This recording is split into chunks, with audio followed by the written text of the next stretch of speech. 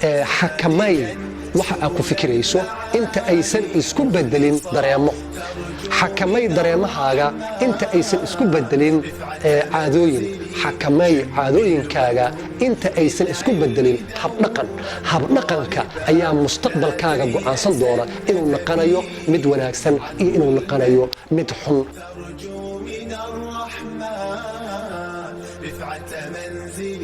شمر وكن للعلم دوما طالبا لا تيأسن ففيه عذب المنهل يا أمتي عهدا بالهدي بسم الله الرحمن الرحيم دمان أمة الصوماليات مالك سعد جوكتان السلام عليكم ورحمة الله وبركاته سلام قيمة بدن كذب وحن هل كان إذا جسوا قد بنيا حلقة أفراد برامج كهمي إيه هرمر برامج كهمي إيه هرمر وحن أقصوا هذا اللي قيبه هراء قيبها الدبارة عن وجه هذا الدونا سيدا بني آدم وكوجو ليسن كرا هرمر بلارن نولشيس وكوجاري دونا كوجاري كرا حلقة وحن أقول هذا الدونا تير كأفراد إنسان أو هرمر كوجاري كرا تير كاس أو مجلس اللي يراهدو qofku inuu u fikiro sida fiican iyo saameynta ay ku leedahay horumarkiisa yani fikirka wanaagsan iyo saameynta uu ku leeyahay horumarka bini aadanka waxa shaki ku jirin qof kasto oo anaga naga mida noloshiisa inay soo wajahayso xaalado adag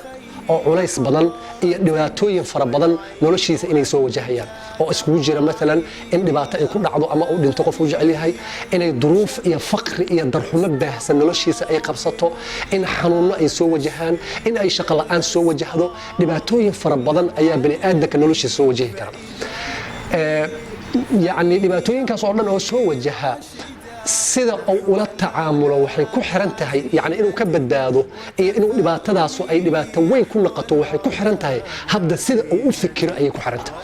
fikirkiisa iyo qaabka asugu oo waxa isku raaciyo iyo qaabku u maariyo maskax la'aan ayay ku xiran tahay hadii uu u fikiro dhanka wanaagsan iyo positive because fikirka wanaagsan macnihiisu waxa loola jeedaa waa positive thinking inuu qofku si fiican u fikiro markay caqabado iyo dhibaatooyin noloshiisa ay wajahaan dhanka kalena hadii aad u fikirto dhanka xun oo negative thinkingka dhibaato fara badan ayuu runtii ku abuurayaa halka markaad u fikirto si wanaagsan noloshaada oo dhan ay hagaagayso horumar ballaaran runtii aad gaari karto marka waxaan rabaa qof kasto inuu iska ilaaliyo wuxuu ku fikirayo inuu xakameeyo wuxuu ku fikirayo sababtoo shay kasto ee noloshaada burburiya ama shay kasta ee noloshaada horumar gaarsiiya waxay ku xiran tahay habda fikirkaaga wax kasta fikriga ka bilowdaan fikirku wuxuu ka bilowdaan kadib dareemaha ay isku bedelaan dareemaha ay action ficil isku sii bedelaan ficilkaas waxa ka dhashay natiijadaas waxay noqon kartaa natiijo wanaagsan ama natiijo xun ayay noqon kartaa marka waxa laga rabaa inaad had iyo jeer aad ku fikirto wax wanaagsan inaad ku fikirto ilaahay inaad ka filato khayr inaad wanaag filato markasto hadaa wanaag filato oo khayr aad ku fikisho ilaahay waa ku siinaya subhanahu wa ta'ala laakiin hadaad xumaan ku fikirto ama dhanka xun aad u fikirto wixii aad ku fikirto baad helaysaa waa orahdii caanka ahayd oo dhahaysa tafaalu bil khayri tajiduhu yani khayr fisha khayrka waad helaysaane sababtoo ah khayrka hadaad filato khayrkaas baad helaysaa hadaad xumaan filatana xumaan ayaad helaysaa sidaas darteeda fadlan iska fiiri waxa ku fikirayso sababtoo waxa ku fikirayso noloshaada oo dhan way saameyn doonaan ama waxay u saameyn doonaan qaab positive oo wanaagsan ama waxay u saameyn doonaan qaab negative oo xun ayay u saameyn doonaan waxa la yiraahdaa hadii qofku had iyo jeer uu ka walwalo inay xumaan ku dhici doonto inuu baabi'i doono inuu faqri imaan doono inay cudurro iyo kansar u soo socdaan inay balaayo ku soo socoto mustaqbalka oo dhan haduu mugdi ka dhigto mugdigii waa ku dhacaya sababtoo ah حديث القدسي واتو هاي انا عند ظن عبدي او اله ليه معناها ادونكي وخ uga malaysto baan filaya haduu khayr ka malay khayr ilaahay ka malaystana khayrkii yaa kugu dhacaya hadaa shar iyo xumaan ka malaystana shartii yaa kugu dhacays idan tafaalu bil khayr tajidu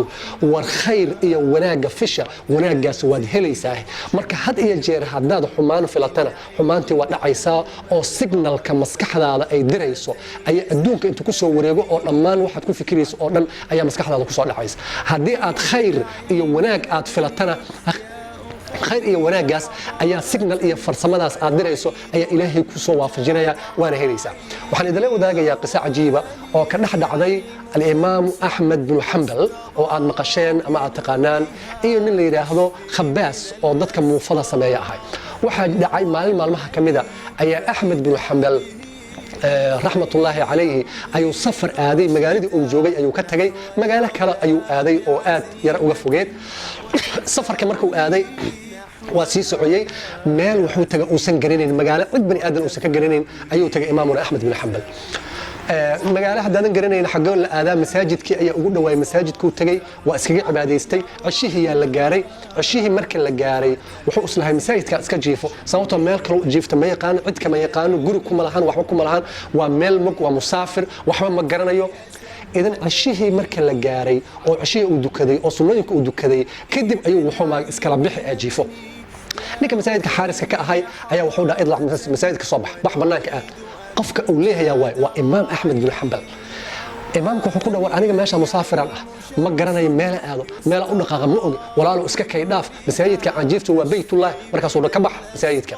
haddii kale xog baan kaaga saaray haddii kale banaanka uga bax imaamkii masaajidka ayuu wax ka soo baxay meesha catabadiisa masaajidka laga soo galay ayuu iska fadhiista sababta cid uu yaqaan iyo wax kale ma laha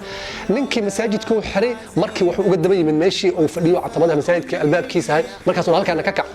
war meelaan aadam malaha walaalo idhaaf maya ka kaco dhah markaasuu si xooga inta ku soo qabtay oo soo jiiday ayuu wadada ku dhex tuuray imaam Axmed waa imaam waa caalimkii waa afartii imaam ee muslimiin sunna ay lahaayeen mid ka mid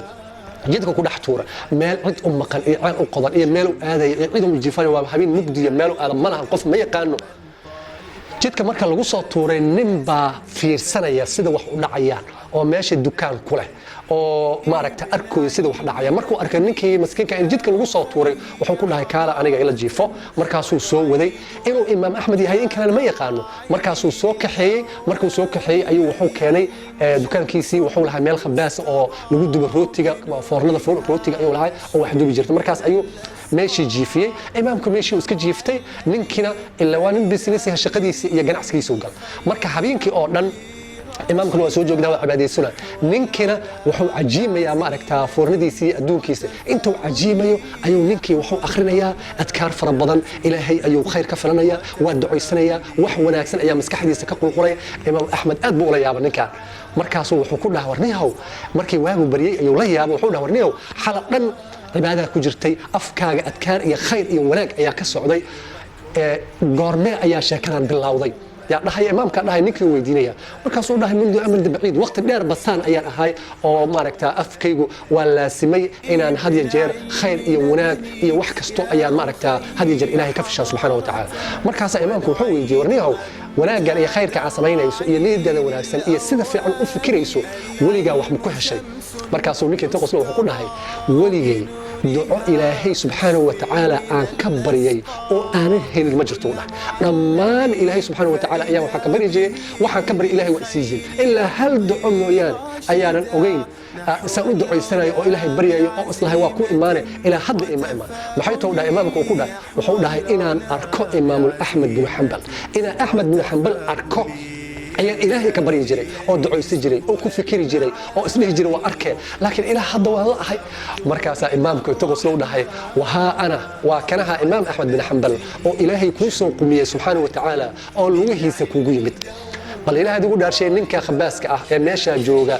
had iyo jeer fikirka uu ku fikirayo wuxuu ahay fikir wanaagsan oo khayra imaam Axmed bin Hanbal xilliyadii hore culimada magacooda iyo waxa la yaqiinay sumcadooda iyo buugagooda laakiin aragtidooda lama aqoon sababtoo telefishin ma jiro TV ma jiro sida hadda kale daawanaysan adduunka la iskaga daawan karin way adkeed marka magaciisa ayuu yaqiinay khayrkiisa ayuu yaqiinay wuxuu ilaahay subxaanahu wa tacaala ka bari jiray ku fikiri jiray had iyo jeer tafaa'ul oo macnaha ka fila jiray ilaahay in imaam Axmed bin Hanbal uu arko markaas ilaahay u soo qumiyay imaamkii oo socda oo lugihiisa ku yimid oo magaaladiisa ka soo safray amba ninka loo keenay arinta walaal maxay ku tusaysaa waxayna tusaysaa hadii aad ilaahay ka filato khayr oo khayrkaas maskaxdaada aad geliso oo had iyo jeer aad ku fikirto in ilaahay aad ka helayso ilaahay waa kaaga dhabaynaya waana ku siinaya waa ku waxaynaya idan fadlan iska ilaali maskaxdaada waxa ku fikirayso waxaad ogaataa qof kasto maanta meeshuu joogay waa shala fikirkeedii birrina wuxuu tagi doonaa maanta waxa ku fikirto soo maanta waxaad ku fikirto ayaad birri guro doontaa miraheedii soo fikirkaaga iska ilaali sababtoo ah fikirku asiga ayaa ku xakamaynaya asiga ayaa ku waxaynaya wax kastana fikir ay ka bilowdaan markasta oo fikir wanaagsan qofka uu ku fikiro fikirkii wanaagsan ayuu helayaa markasta oo fikir xun ku filaya fikirka xumay ayuu helayaa waxaan rabaa inaan ida siiyo wax loo yaqaano qawaaniinta nolosha ee fikirka wanaagsan يعني وحاجرة شن قانون هدي قادته ضبقضه استعماشه يعني إلهي إن شاء الله تعالى فكر كابون وناكسنا هاي نولل وناكسن إيه هرمر إيه خير فربنا أتجاري دون أولي نحو العلا بعزيمة